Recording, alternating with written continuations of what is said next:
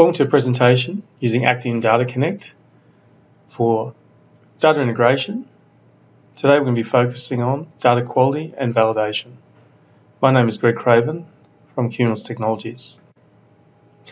First of all, a quick disclaimer page. If you want to pause the video and read through the details. Today we're going to look at the data quality side of data integration. We're going to look at how we can utilize and build out some business rules to define what data that you're integrating with should reach that destination system. Obviously, our core source system may have some data that hasn't actually passed through some basic validation, and we may want to actually ensure that it meets our requirements before sending it off to our target system. We'll also use a simple map to find duplicates within a data source. So we'll look at how we can actually search through a data source on a given key and find duplicates that match that key. Lastly, I'll demonstrate a process that you can use to validate if records or data exist in both systems. So again, we're going to use a key that we're going to search from an Oracle database and make sure that those same records exist in a Microsoft SQL database. And any of those records that are missing, we might actually put those account numbers and such into another table for us to investigate at a later stage. Just looking at the typical 4 pillars of data integration that I always show. Previously we've shown how we can migrate some legacy information into a new system.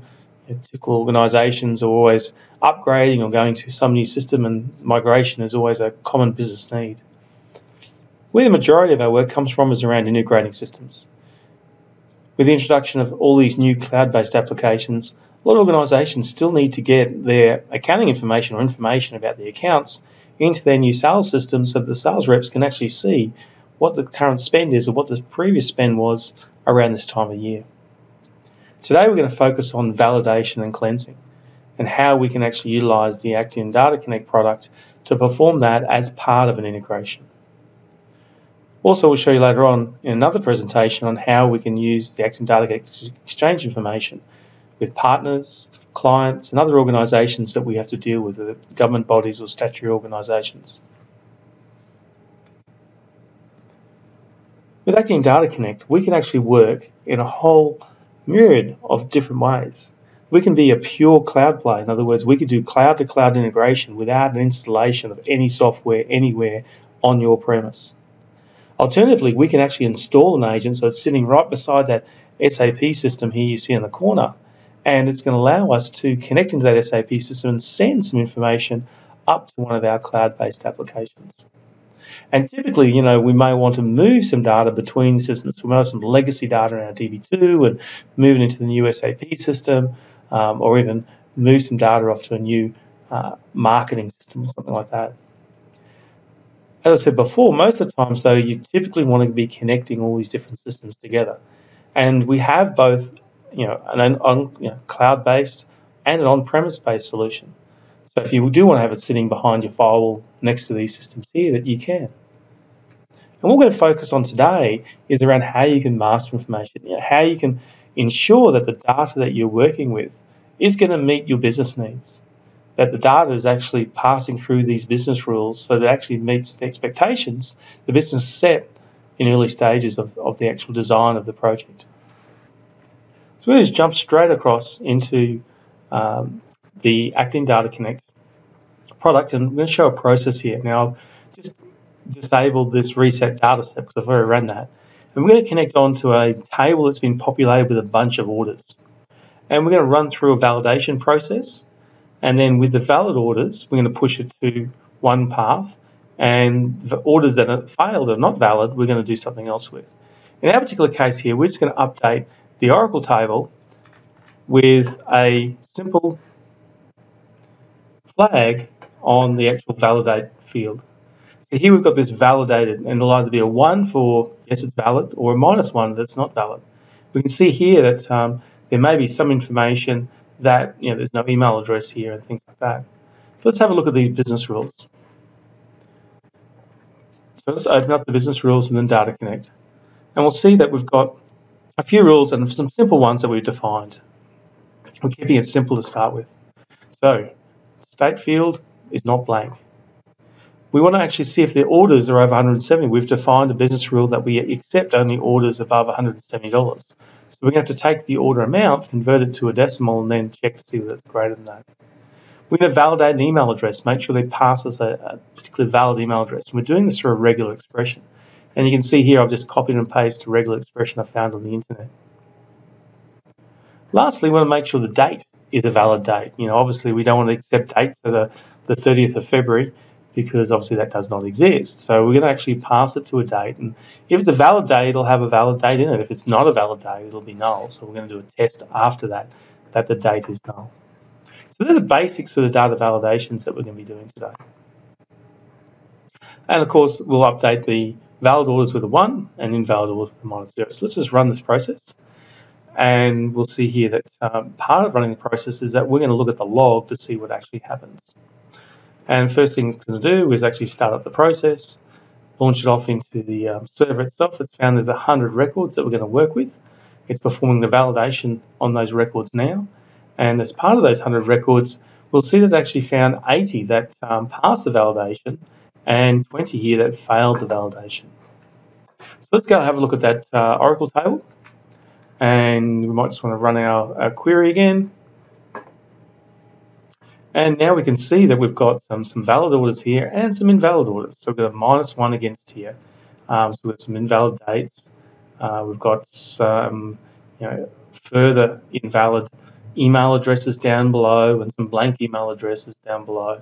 And we'll see later on that there's some actually information here that so the orders are not above $170. So it's going through and doing all those validations and ensuring that our data is actually passing through the business rules that we sort of defined. And with those sort of business rules that we defined, it allows us to add more business rules or maybe do something with the data once it's actually finished. So we don't necessarily have to update the same table. We may actually want to create a record in a service-based system. So this one here's got obviously less than $170, for example.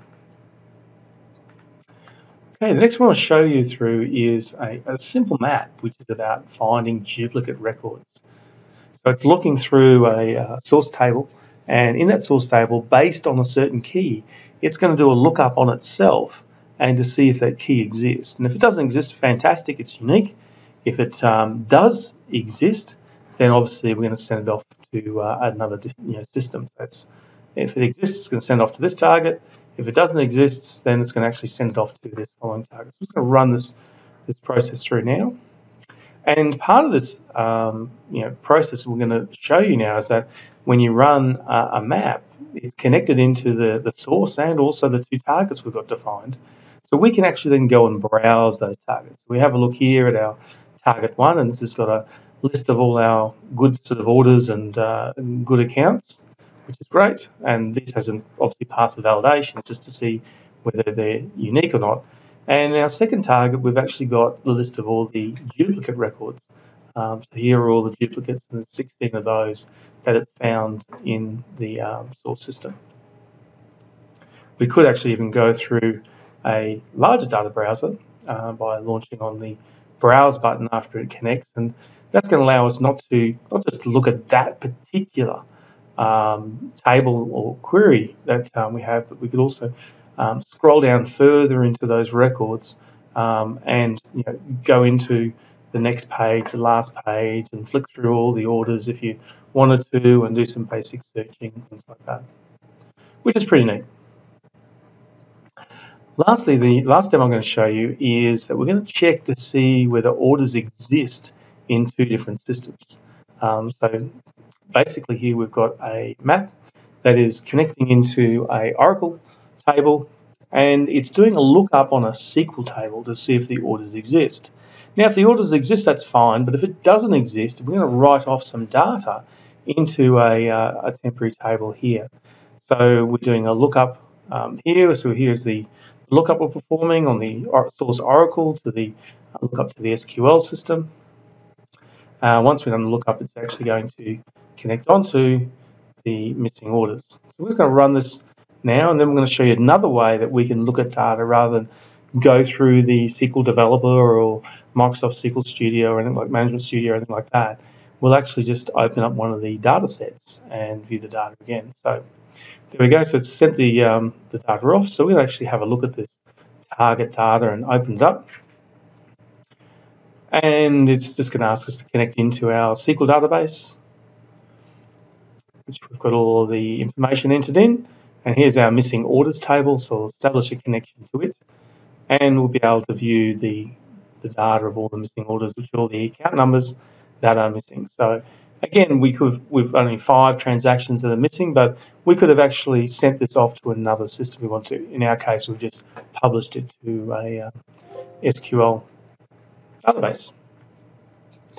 I'll just jump back into the Prezo. If you do have any questions or would like any more information, please follow me up on gcraven@cumulus.com.au.